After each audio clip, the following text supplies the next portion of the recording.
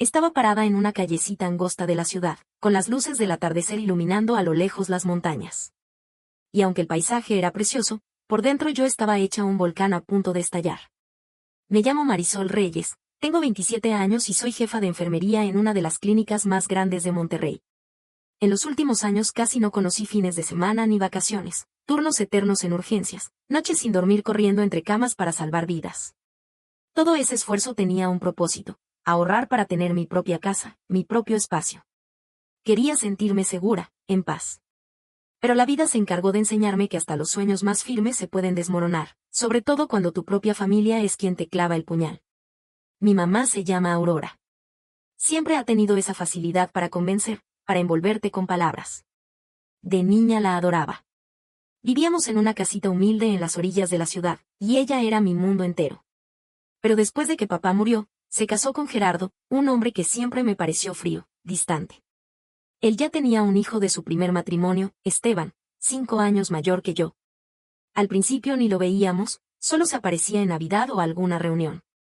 Pero cuando por fin logré independizarme y tener estabilidad, los secretos familiares empezaron a salir como cucarachas cuando prendes la luz. Hace no mucho, mi mamá y Gerardo estuvieron a punto de perder una casa que querían comprar en una zona más. Y adivinen a quién le pidieron ayuda. A mí. Yo ya tenía una buena lana ahorrada, fruto de años de desvelos, de decirle que no a salidas, a caprichos, a mí misma. Me prometieron que la casa estaría a mi nombre, que sería nuestro nuevo hogar, un refugio para todos. Que si algo pasaba, ahí podríamos vivir juntos. Antes de darles el dinero, fui clarísima: la casa se va a poner a mi nombre, ¿ok? Es todo lo que tengo. Y ellos, muy dulces, muy sonrientes: claro que sí, mi amor, será como tú digas. Me sentí feliz. Ingenuamente pensé que estaba ayudando a mi familia, que estaba haciendo algo bueno. Firmé los papeles en una notaría recomendada por ellos, todo parecía en orden.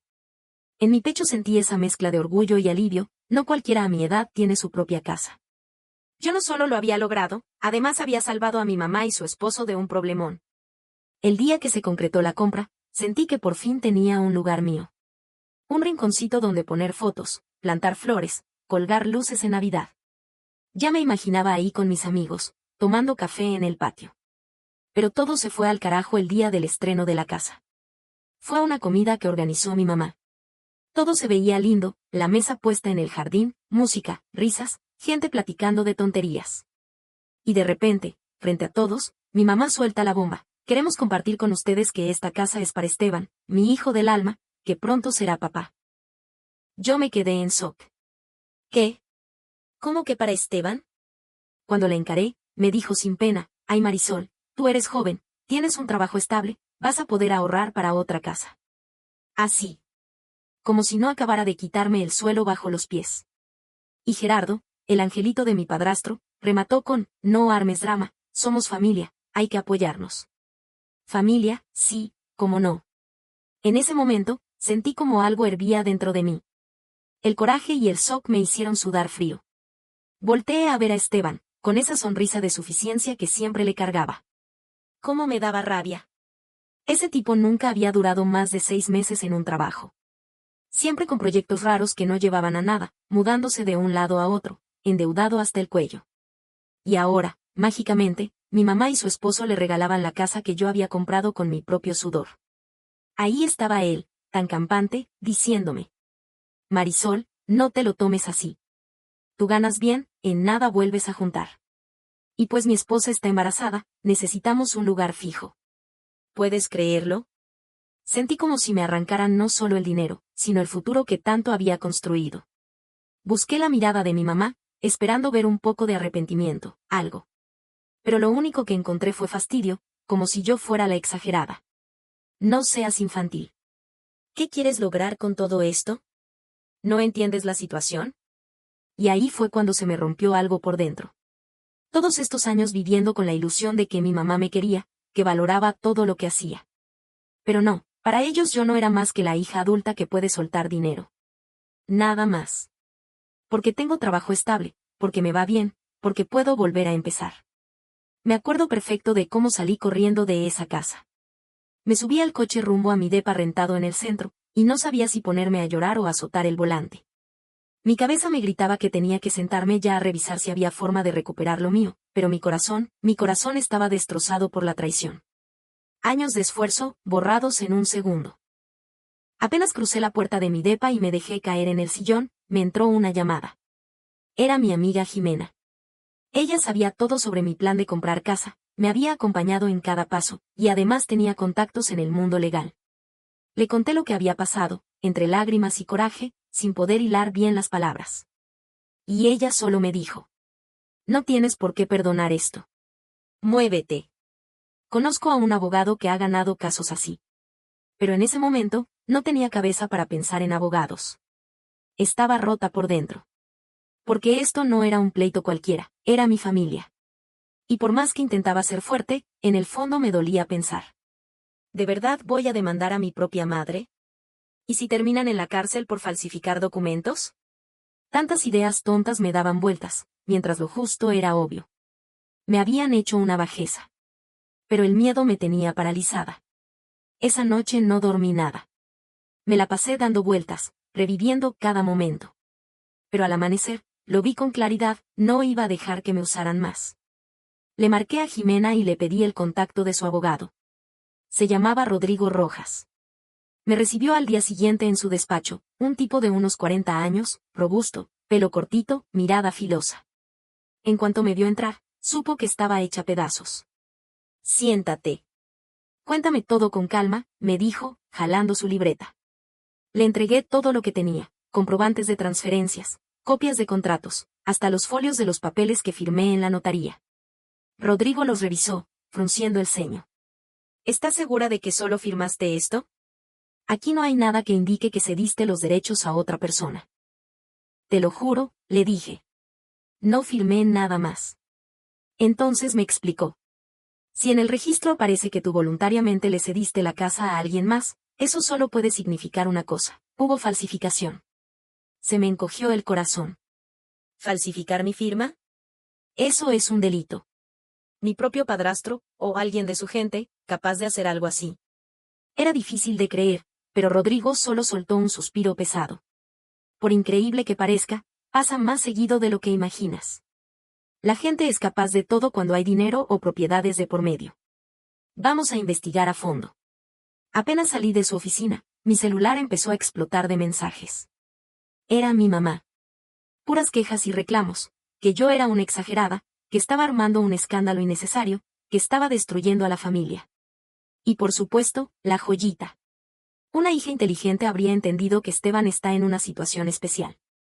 Leí cada palabra con una punzada en el pecho. Pero no contesté.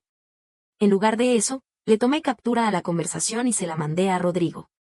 Me respondió de inmediato: todo esto puede servir como evidencia de presión emocional. Guárdalo. Al día siguiente, metimos la demanda.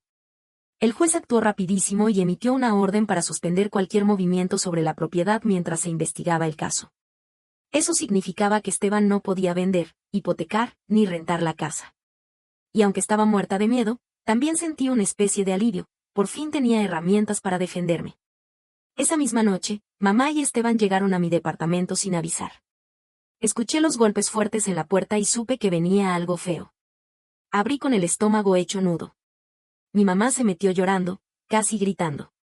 ¿De verdad quieres destruir todo? Somos familia. Y detrás de ella, Esteban con los ojos encendidos de rabia. Tú te lo buscaste. ¿Crees que me vas a ganar en un juicio? ¿De verdad crees que vas a poder conmigo?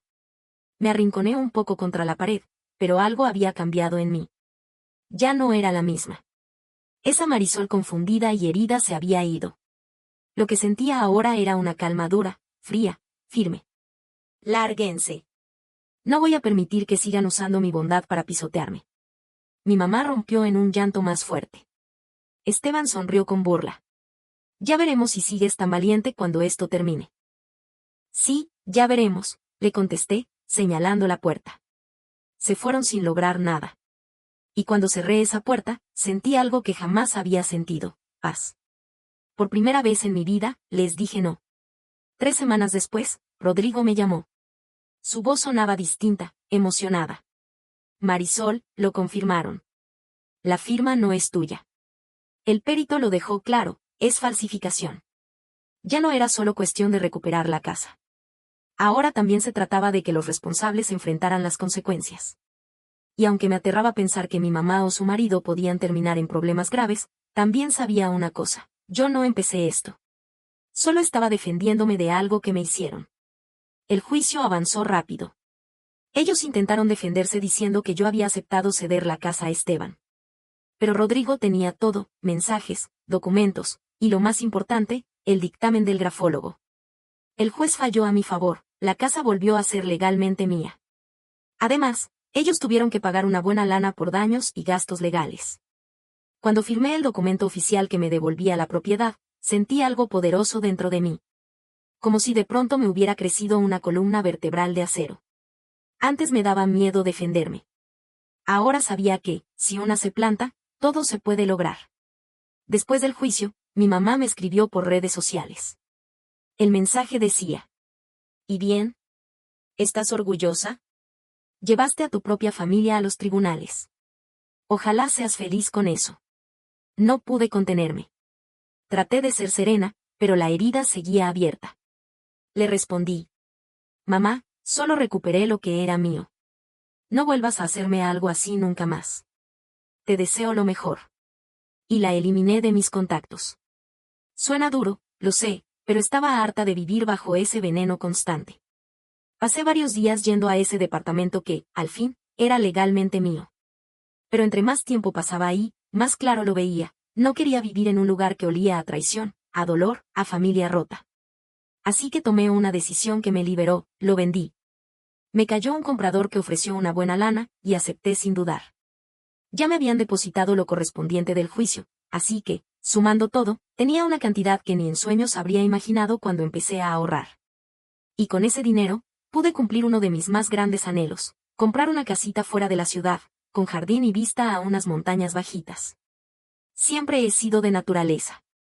Me urgía respirar aire puro y alejarme del caos urbano. Un día regresaba de una jornada pesada en el hospital. Había sido uno de esos días eternos, con pacientes graves, procedimientos difíciles, apenas podía con mi alma. Solo soñaba con llegar a casa, abrazar a Sol, comer algo rico y dormirme. Pero justo cuando estacioné frente a mi casa, vi una silueta conocida sentada en la banquita frente al portón. Era mi mamá. Estaba con los brazos cruzados, cabizbaja. No sentí enojo. Tampoco tristeza. Solo una especie de distancia fría. Me bajé, la saludé y le pregunté qué necesitaba. Se quedó callada un buen rato. Luego dijo, en voz bajita, que Gerardo estaba enfermo, que la esposa de Esteban lo había dejado, que ya ni trabajo tenía, que andaban de renta en renta, sobreviviendo como podían. Tú tienes todo, hija, eres fuerte, tienes una casa, una carrera. ¿De verdad no te da lástima vernos así?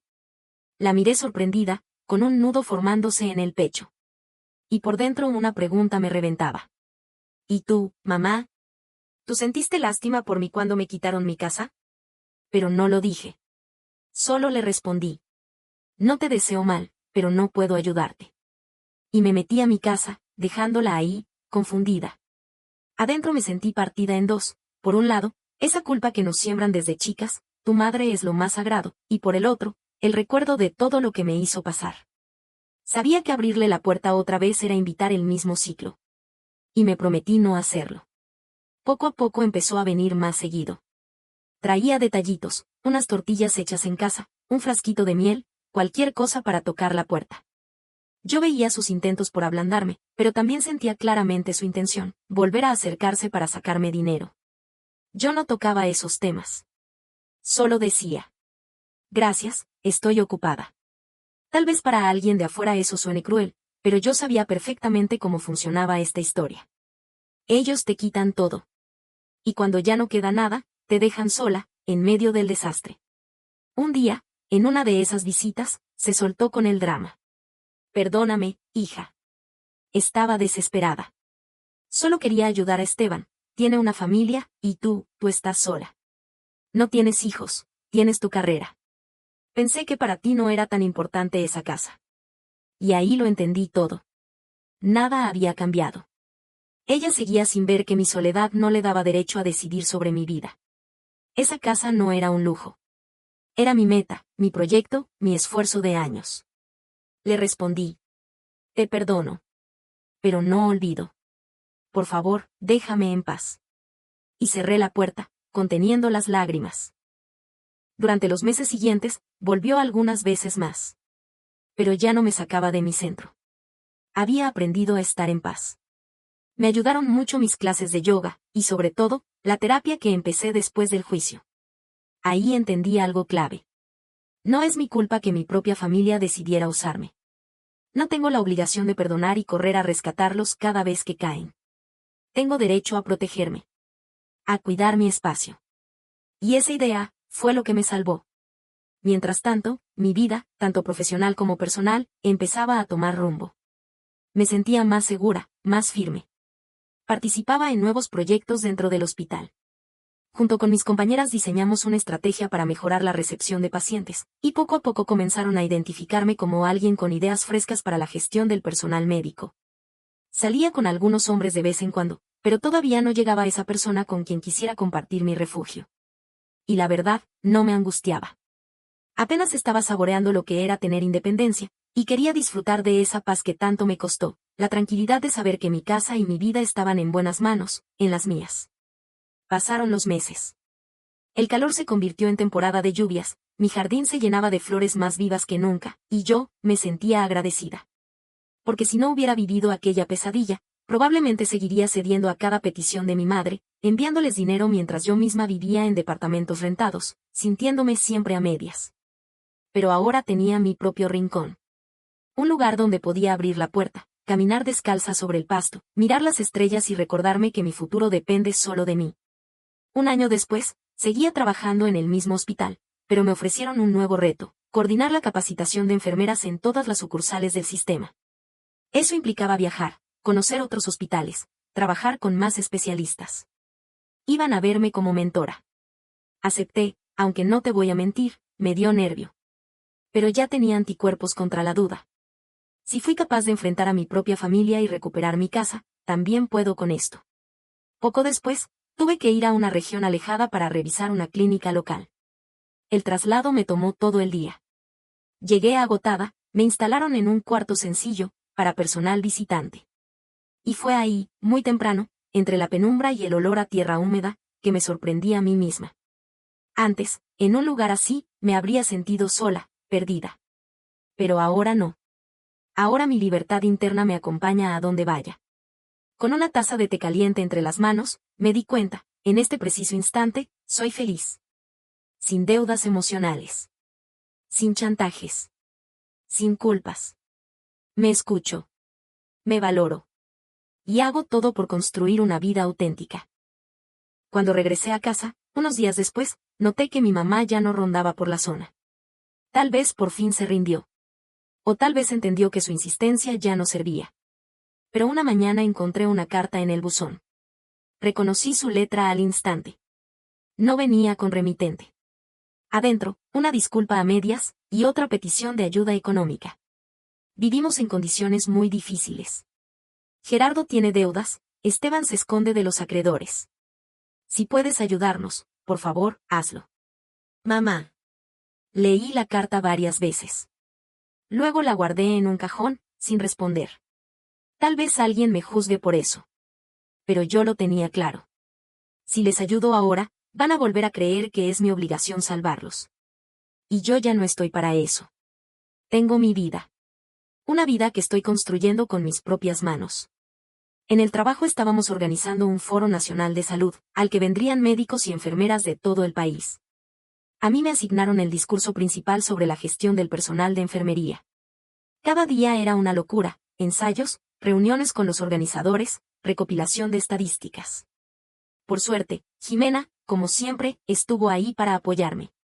Sin ella, sinceramente, no habría podido con tanto. Y aún así, no descuidaba mi casa. Siempre había algo que hacer, limpiar las canaletas, sembrar nuevas plantas, quería convertir mi jardín en un verdadero oasis de paz. Cada vez que miraba hacia atrás y recordaba todo lo que había pasado, me sentía más convencida de que había actuado con justicia. Es difícil explicar lo que sentí el primer día que caminé por los pasillos del hospital con mi gafete de coordinadora. Antes, me daba pena brillar, Pensaba que debía complacer a todos. Pero ya no. Entendí que valgo mucho más que el papel de la hija que siempre tiene que ayudar. Y un día me cayó el 20. No es mentira eso que dicen, que las lecciones más dolorosas traen las liberaciones más grandes. Pasaron un par de meses más. Una tarde, después de estar deshiervando las jardineras del huerto, me dirigía a la puerta y ahí lo vi, Gerardo. Nunca había sido cálido conmigo. Siempre tan seco, tan distante, como si yo fuera una extraña. Pero esa tarde, vi a un hombre cansado, envejecido, como si la vida ya lo hubiera golpeado más de lo que podía aguantar. Dejé la regadera, me limpié las manos y le pregunté qué hacía ahí. Intentó sonreír, pero se le notaba forzado. Marisol, estamos muy mal. Esteban apenas sobrevive con chambitas, tu mamá ya no puede sola. Queremos irnos a otra parte del país, pero no tenemos ni para lo básico. Sé que nos equivocamos contigo, pero, ¿nos ayudarías? Sentí un piquetito en el pecho. Casi sonaba sincero. Pero lo que me hicieron, eso no se borra con una disculpa a medias. Y en sus ojos no vi arrepentimiento, vi desesperación, las ganas de sacar algo más de mí. Le pedí que se fuera. Entonces soltó su carta final. Tú eres buena. Ayudas a la gente en el hospital. ¿Nos vas a negar la mano a nosotros? Y fue ahí donde entendí algo que me marcó para siempre. Ser buena no significa dejarte pisotear. Lo miré directo y le pregunté. Y cuando yo les pedí que me devolvieran mi casa, se acordaron que soy su hija. Silencio total. Gerardo se dio la vuelta y se fue sin decir más. Yo cerré la puerta temblando, pero sabiendo que había hecho lo correcto. Mi mamá intentó buscarme un par de veces más, pero yo ya no cedí. No quería volver a ser la hija buena que se traiciona a sí misma para que otros vivan cómodos. Elegí una vida en la que mis recursos, mi energía y mi tiempo son míos.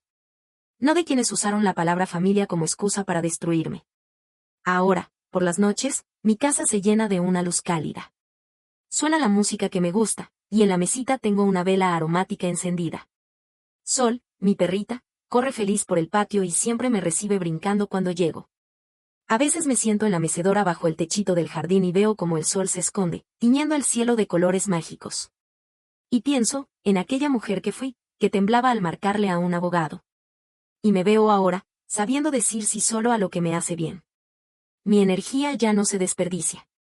La uso para mis pacientes, para guiar a las nuevas generaciones de enfermeras, para cuidar mi espacio, y para construir mi propia felicidad. Y no me da vergüenza. Es mi victoria. Cuando cuento mi historia, a veces la gente me mira con incredulidad. ¿En serio tu mamá te hizo eso? Y yo solo digo. Sí. Pero no la odio. Solo ya no le permito decidir sobre mi vida ni quitarme lo que me pertenece. Algunos se sorprenden. Otros entienden. Algunos me critican por no ayudar a mi familia. Yo solo sonrío y digo. Cada quien tiene su verdad. Yo no pienso ser patrocinadora de quienes me traicionaron y no respetan mis decisiones. Muchos me preguntan. ¿Y si algún día ya no están? ¿No te vas a arrepentir? Y yo respondo, con calma. No. Porque todos tenemos una elección, vivir con dignidad o vivir del engaño.